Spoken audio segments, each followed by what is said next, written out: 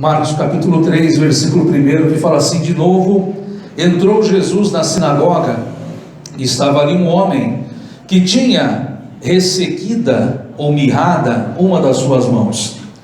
Estava observando a Jesus para ver se o curaria em dia de sábado, a fim de o acusarem.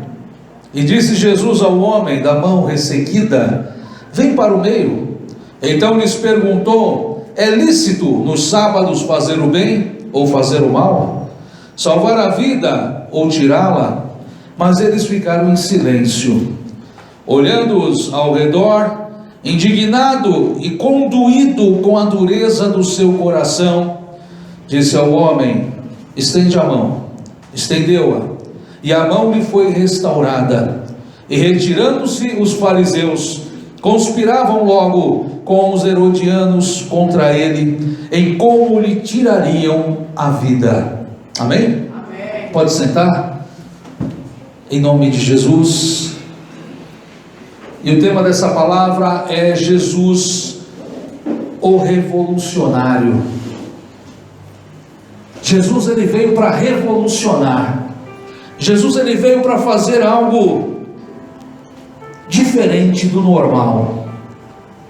Jesus, quando você acompanha a sua vida no Novo Testamento, você percebe Jesus fazendo coisas novas, Jesus trazendo um novo entendimento.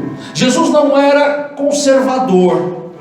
A pessoa que é conservadora, e hoje, nesses tempos de polarização política entre conservador e progressista, o conservador é aquele que não gosta de mudanças rápidas, é aquele que faz mudanças devagar, que gosta de manter aquilo que está, a situação que está, e que, se houver mudanças, que hajam mudanças bem devagar. Existe um outro grupo, os progressistas, que querem coisas novas, coisas diferentes. Existem também um outro grupo, falando de política, os reacionários, que querem a volta de algo que estava lá no passado, trazer para o presente. Jesus, na sua época, ele foi sim um revolucionário, ele foi sim um progressista, ele foi sim alguém que queria mudanças, e mudanças rápidas. Ele passa a colocar determinados métodos do seu ministério que não era comum naquela época. Não era comum com as pessoas. Por exemplo, Jesus tinha um grande ministério de mulheres ao seu redor, mulheres que trabalhavam na obra, mulheres que pregavam o evangelho junto com Jesus, que tinham uma força junto com Jesus, mulheres que a sua história ao longo dos tempos foi sufocada pelo machismo, pela religiosidade, por aqueles que eram extremamente conservadores ou até reacionários, a ponto de chegar no nosso tempo hoje, em 2019, e ainda em muitas igrejas ser proibido a mulher de pregar, de ser proibido a mulher de subir numa plataforma como essa. Não, se quiser falar, fale lá embaixo, porque você é mulher. A ponto de chegar nisso. Mas quando você acompanha a vida de Jesus, era uma vida de alguém com coisas novas, e exatamente por isso trazia tanto escândalo, trazia tanta surpresa para aqueles que o acompanhavam. Jesus de coisas novas. Nessa palavra, ele mostra mais uma vez, ele traz mais uma vez a luz, e ele mostra qual era a verdadeira vontade de Deus para a vida do homem. Que a vontade de Deus não está nos costumes, que a vontade de Deus não está na forma que o homem age por aparência, mas que a vontade de Deus está no bem-estar do homem. E essa palavra, ele começa falando, de novo, Jesus entra na sinagoga de novo. Ele entra de novo. A sinagoga era o lugar aonde as pessoas se reuniam para estudar a palavra, para ler a palavra, para adorar a Deus. O templo era em Jerusalém, mas nas cidades haviam sinagogas, pequenos lugares, pequenos salões em relação ao templo, que as pessoas iam para prestar culto a Deus. E nessa palavra ele fala de novo, Jesus vai de novo,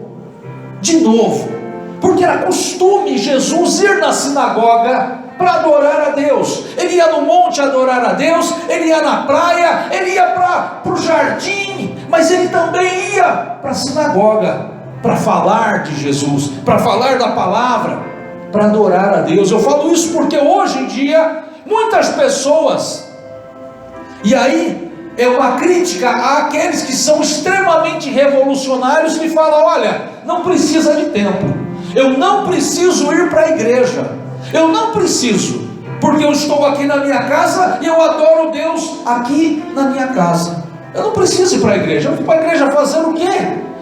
Mas a palavra de Deus fala que Jesus, apesar de ser um revolucionário, ele também ia, ele também fazia coisas que era do cotidiano das pessoas, porque tem coisas que não precisa mudar, e uma das coisas que não precisa mudar é essa: eu vir aqui para um lugar como esse para adorar a Deus. Aí alguém pode olhar e falar: não, irmão, mas isso daí é coisa de Antigo Testamento, isso é coisa antes da morte e ressurreição de Jesus. Mas a Bíblia fala no livro de Atos, no capítulo 3, no versículo 1, que Pedro e João foram ao templo na hora da oração. Era costume dos apóstolos, depois da morte e ressurreição de Jesus, ir ao templo para poder orar.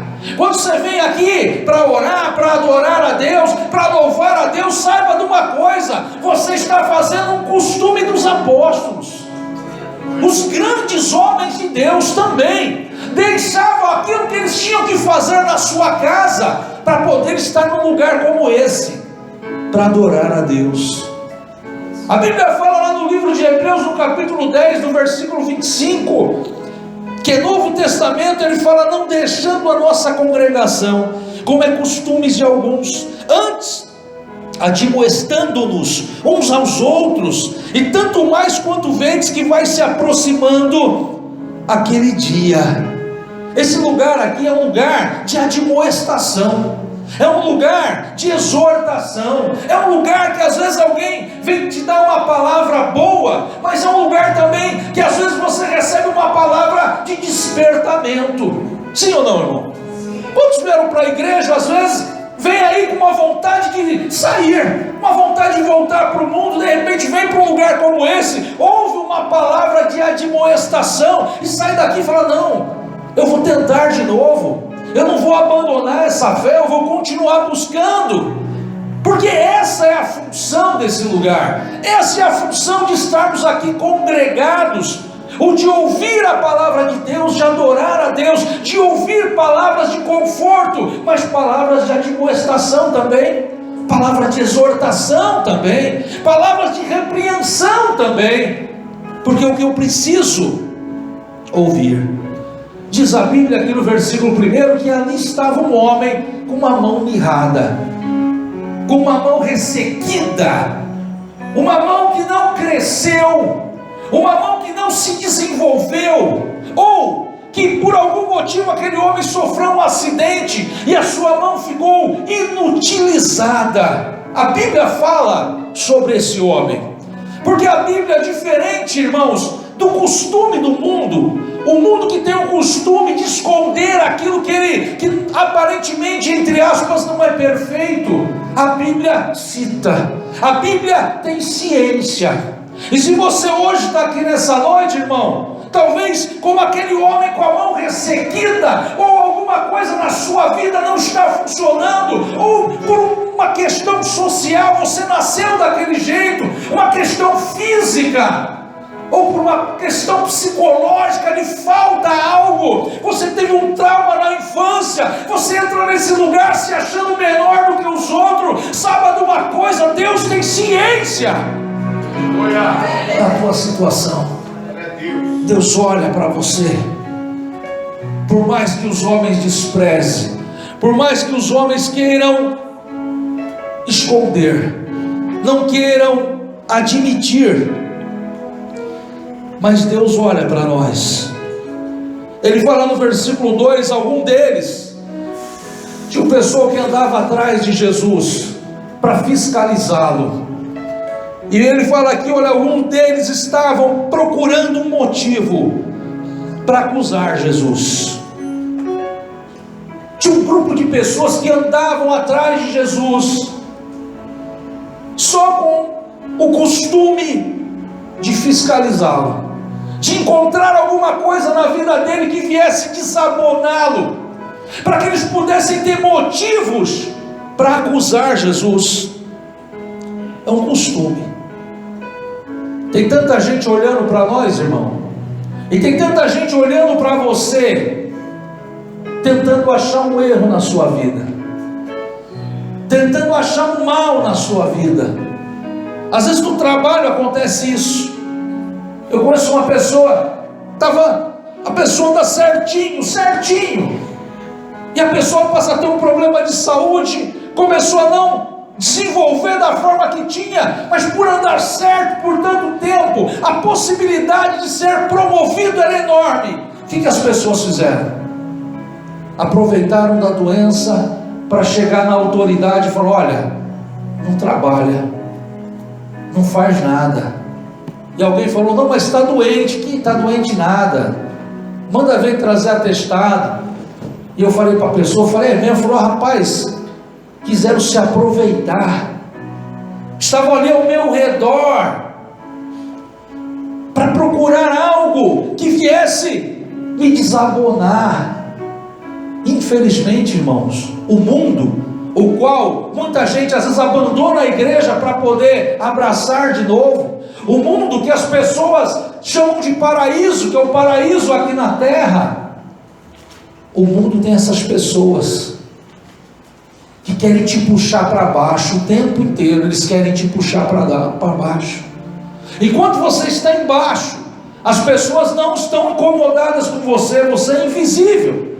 Mas se por algum motivo você se destacar, as pessoas, elas criam dentro delas uma determinação de destruir você, de destruir a sua vida, uma determinação de apontar para você, de acusar você. Mas eu estava vendo na Bíblia que esse é um costume que não é um costume, na verdade, do homem, é um costume do diabo.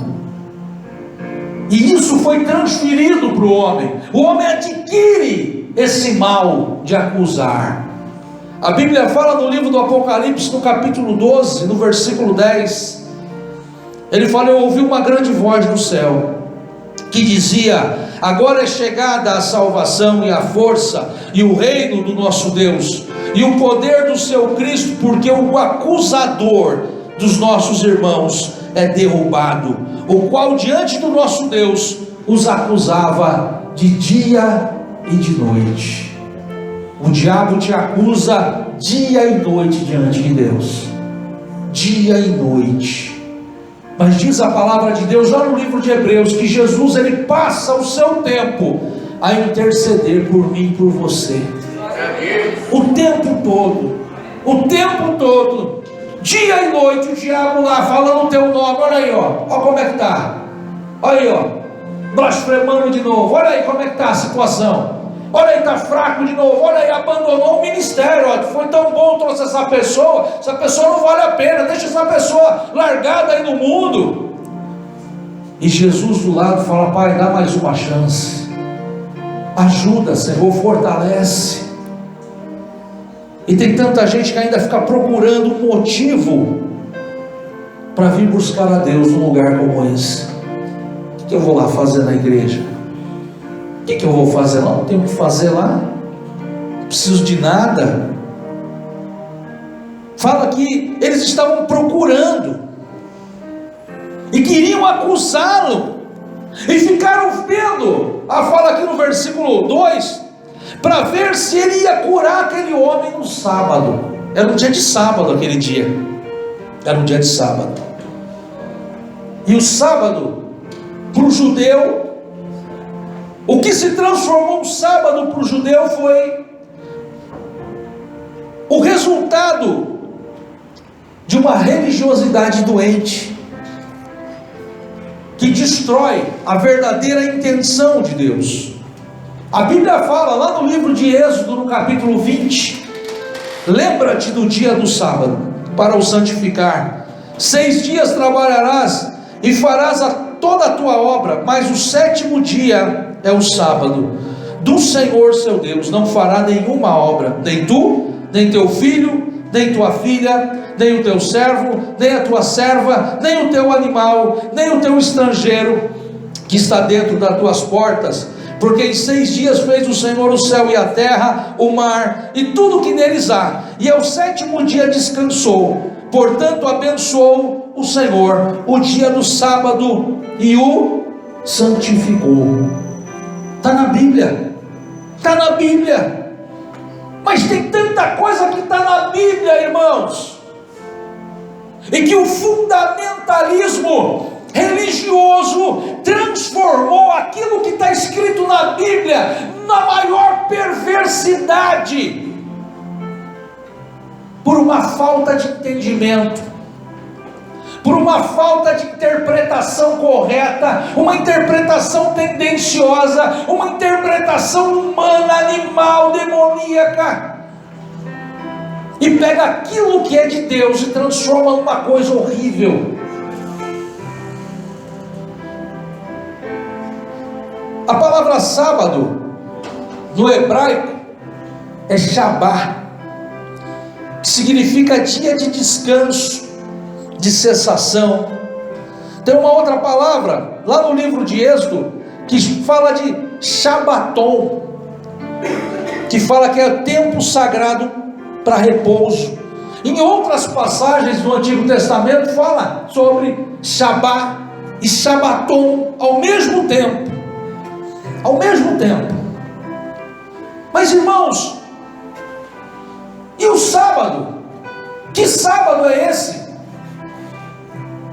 Como é o sábado hoje? Por que nós não guardamos o sábado hoje? Tem igrejas que guardam ainda, igrejas que estão lá no passado, igrejas reacionárias.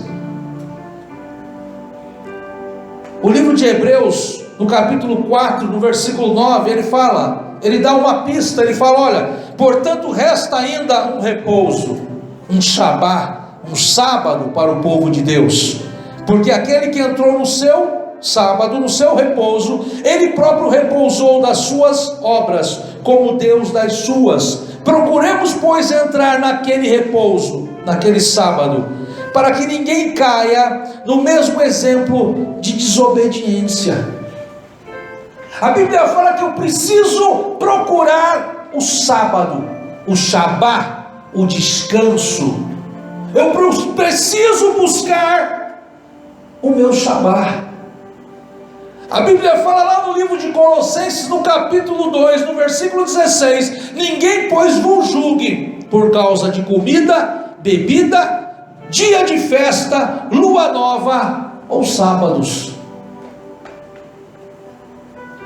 Ninguém te julgue se você não guarda o dia da semana chamado sábado.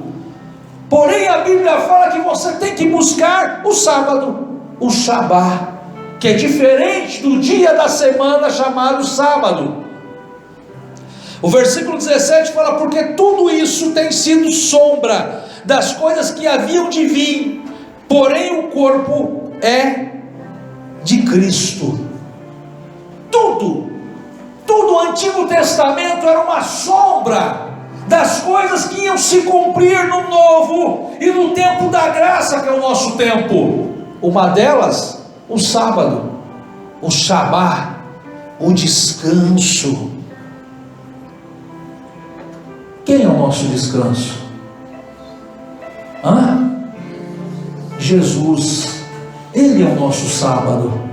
Ele é o sábado que lá no livro de Hebreus fala que eu tenho que procurar, que eu tenho que entrar, e que somente a desobediência me impede de entrar nesse sábado. Jesus ele fala: venham a mim todos os que estão cansados e oprimidos, e eu vos aliviarei, e eu lhes darei descanso. Tomem sobre vós o meu jugo, aprendam de mim, pois eu sou manso e humilde de coração, e vocês encontrarão descanso para suas almas, pois o meu jugo é suave e o meu fardo é leve. Ele é o meu sábado, Ele é o meu sabá. Fala lá no livro de Marcos, no capítulo 2, disse-lhe: o sábado foi feito por causa do homem, e não o homem por causa do sábado. Assim o Filho do homem até do sábado é Senhor. Jesus, Deus instituiu o sábado para que o homem pudesse dar uma folga para aqueles menos favorecidos, para o seu filho, para o seu funcionário. Naquela época, para os escravos, eles tinham uma folga, era o sábado. Mas aquilo não era para ter virado uma religiosidade. Quando as pessoas entenderam que era preciso ter um dia de descanso, era preciso ter um dia para descansar, aquilo se cumpre em Jesus como uma sombra, reflete em Jesus, que Ele é o nosso sábado, e que eu tenho que estar descansado em Jesus. E Jesus ele vem falar isso nessa palavra. No versículo 3 ele fala: e disse Jesus ao homem da mão ressequida: vem para o meio. Vem para o meio. Jesus certamente estava com a palavra, aquelas pessoas todas ali reunidas, umas para o acusar, outras porque gostavam muito dele, de ouvir a sua palavra. Mas Jesus ele olha para o menos desfavorecido e para a pessoa que mais precisava naquele momento, e fala: ei, você aí, ó, é você aí, você, o cara com a mão assim, vem para cá, venha para o meio. Venha para o meio, e o meio é exatamente o centro das atenções, e o meio é exatamente o lugar mais especial, e o meio, meu irmão, é o lugar de destaque. E por isso que eu comecei essa palavra falando para você que se você se sente menor do que os outros, descanse no Senhor. Ele quer te trazer para o meio, Ele quer te colocar num lugar de destaque. Ele podia escolher qualquer pessoa ali naquele dia, mas ele escolheu aquele homem da mão mirrada. Falou: é você, vem aqui, porque eu vou resolver o teu problema. Jesus ele não podia estar alheio ao problema de ninguém. Ele via alguém com problema, ele queria logo resolver, ele queria logo curar, ele queria logo libertar, porque assim é Jesus. É assim que ele é, Dayana. Ele é assim. Ele gosta de ajudar. As pessoas olham: acho que Deus brigou comigo, acho que Deus não gosta de mim, as coisas não acontecem. Isso é mentira do diabo. Jesus te ama, quer resolver o teu problema, quer ajudar a sua vida, quer curar a tua dor. Isso é verdade. Jesus olhou para aquele homem e falou: vem para o meio, vem para cá, venha para o meio.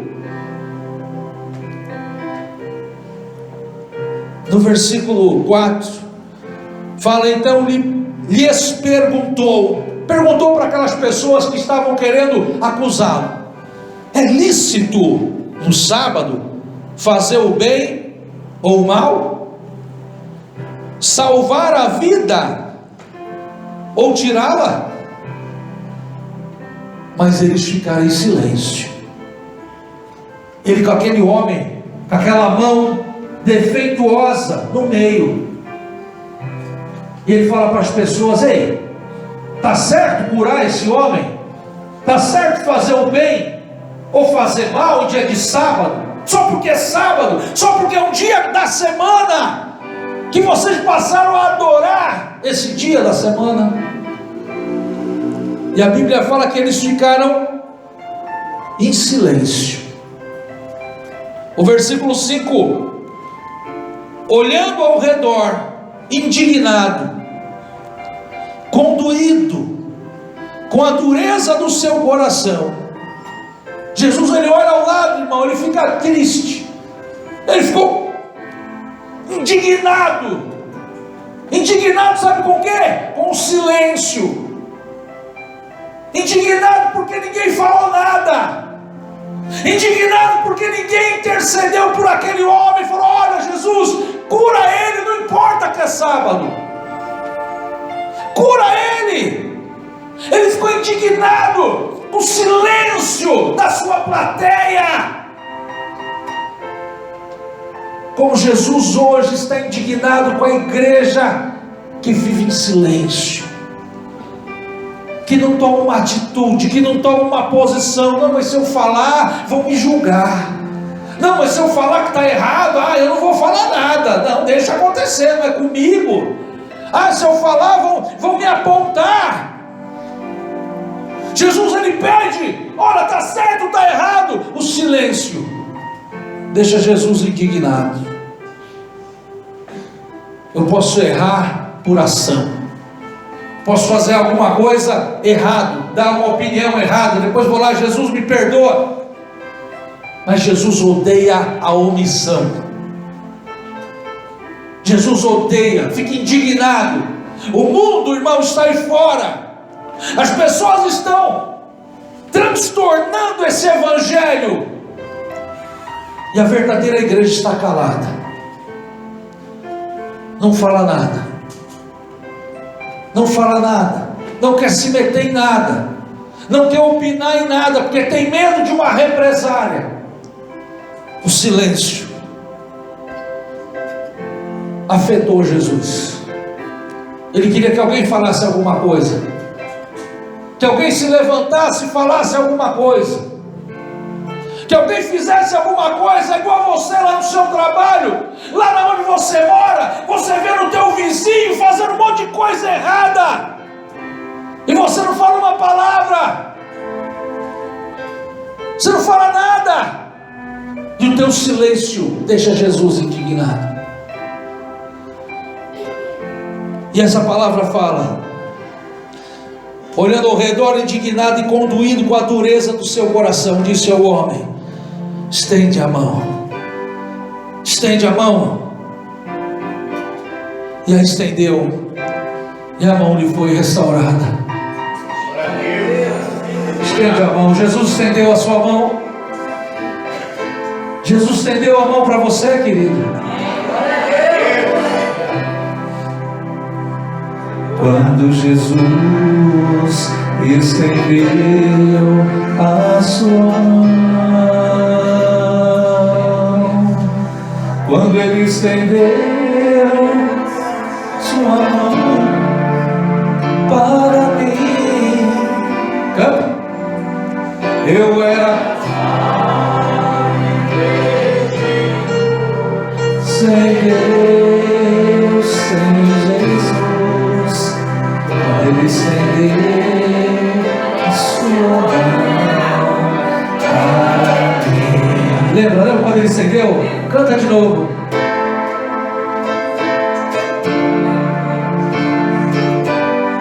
Quando Jesus estendeu a sua mão, quando Ele estendeu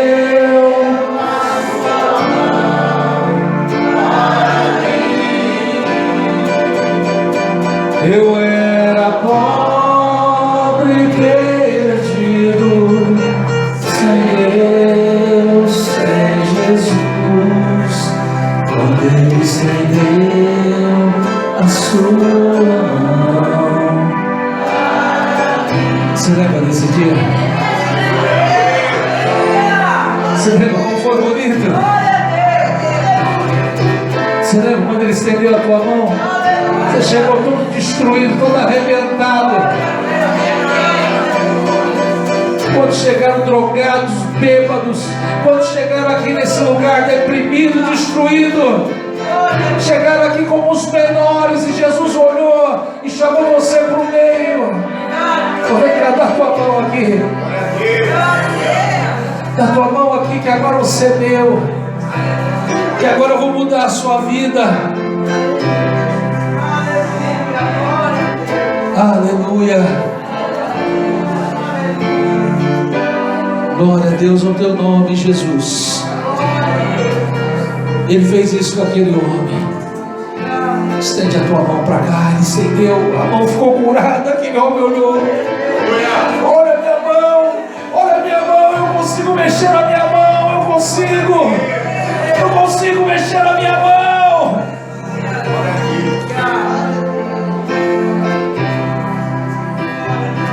Glória a Deus. Jesus tem feito isso na vida das pessoas. Nós entramos aqui nesse lugar com a nossa alma defeituosa, com o nosso caráter defeituoso. Nós entramos aqui nesse lugar com a nossa visão distorcida. E Ele mudou a nossa vida. Ele mudou a nossa vida. O versículo 6 fala: retirando-se os fariseus, conspiravam logo com os herodianos contra ele, como lhe tirariam a vida. O milagre na vida daquele homem não impactou a vida dos seus acusadores. O milagre que aconteceu com aquele homem não serviu para converter aqueles homens a Cristo. Pelo contrário,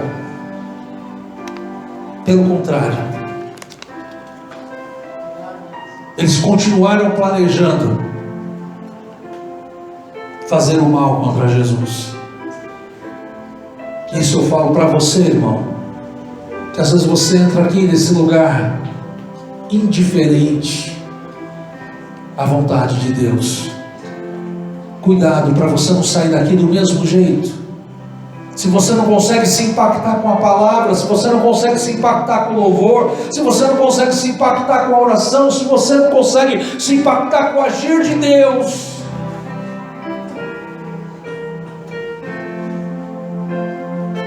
como será daqui para frente?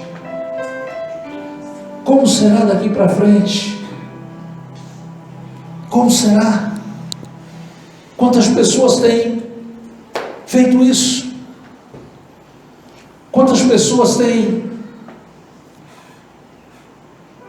ficado alheias ao agir de Deus? Que você possa não se conformar. Fala: Deus, eu quero sentir a tua presença. Deus, eu quero sentir a tua presença. Quero sentir de novo a tua presença. Quero ser tocado de novo. Quero ser usado de novo. Quero ser instrumento. Amém? Em nome de Jesus. Em nome de Jesus. Curva a tua cabeça. Curva a tua cabeça. Medita nessa palavra. Medita nessa palavra nessa hora. Fala: Deus, eu preciso tanto. Ele vive em você. Ele vive em você, querido. Ainda Ele vive em você. Ainda Ele vive dentro do teu coração. Ainda vive dentro do teu ser. Se você nessa noite senti-lo, se você nessa noite fala: Deus, eu quero sentir de novo, Ele vai se movimentar dentro de você. Ele vai fazer o teu coração tremer. Em nome de Jesus. Em nome de Jesus. Em nome de Jesus. Fala para Ele. Em nome de Jesus. Porque Ele vive, posso crer no amanhã. Porque Ele vive, temor não há.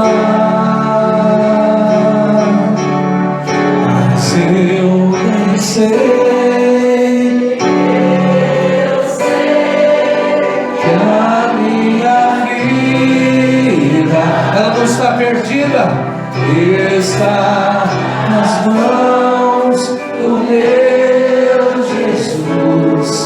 Ele está, porque Ele vive em você. Ele ainda está aí dentro de você. Chama por Ele.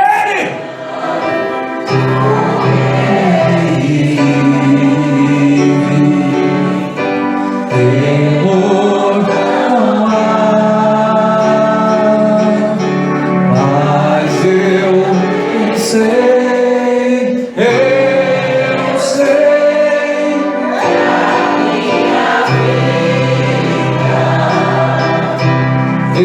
está nas mãos do meu Jesus. Ele está. Tu está vivo em nós, Senhor. Tu está vivo em nós, Pai querido. O diabo quer apagar a tua presença na nossa vida, Senhor. O diabo quer destruir, quer extinguir o teu Espírito Santo de nós, mas tu está vivo em nós, Senhor. Aleluia. E aquele que entrou aqui nessa noite, Pai, com a mão mirrada, aquele que entrou nessa noite com a alma doente, com o coração destruído, Senhor, tu vai fazer um milagre, Pai. Tu vai renovar a fé, porque tu vive em nós, Senhor. Tu vive ainda em nós, Pai querido. Tu reina em nós, Pai. Deus, abençoa a tua igreja, Pai. Abençoa o teu povo, Pai. Nós somos teu, Pai amado, comprados pelo teu sangue. Nos ajuda a descansar em Ti, Pai, que é o nosso sábado. É o nosso sábado, Deus, em nome de Jesus. Em nome de Jesus, Pai querido. Em nome de Jesus, Pai. Faz o teu milagre em nós, Senhor. Em nome de Jesus. Em nome de Jesus, Pai. Em nome de Jesus. Porque